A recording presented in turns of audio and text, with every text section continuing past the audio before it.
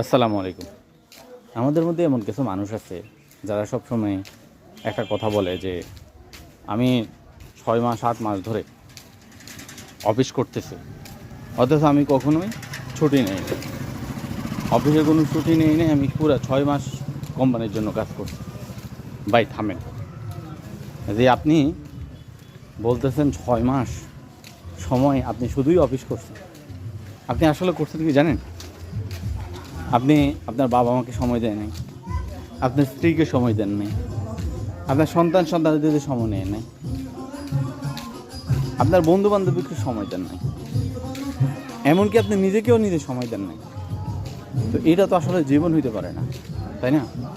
যারা এই জিনিসগুলো নিয়ে বড়াই করে, খুব বলে বেড়ায়, হ্যাঁ, এরা আসলে সত্যিকার অর্থে অ্যাবনর্মাল মানুষ। জাস্ট অ্যাবনর্মাল মানুষ, আর কিছু না। মানুষের সব কিছু মিলেই মানুষের জীবন, এটা আপনাকে মানতে হবে। ঠিক আছে, কাজ করবেন, কাজের পাশাপাশি আপনার রেস্টের দরকার, বিরতির দরকার। হ্যাঁ, আবার অনেক ক্ষেত্রে দেখা যায় যে আমাদের অনেক বসেরা মনে করে, কোম্পানি মনে করে যে বেশি পরিমাণ অফিসে আসলেই মনে হয় অনেক কাজ হয়ে যায়। অনেক সময় পরিমাণ ডেস্কে বসে থাকলে হয়তো একদম তিনি একটা হনু, তিনি সব করতেছেন। ব্যাপারটা আসলে এরকম না। ক্রিয়েটিভ কাজ হোক বা যে কোনো কাজ হোক, কাজের মনোযোগ নির্ভর করে, কাজটা আসলে কতটুকু করছেন এটা নির্ভর করে কাজে কতটা মনোযোগ দিতে পারছেন।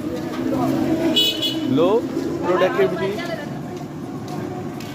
হাই আপনাকে কি বলে যে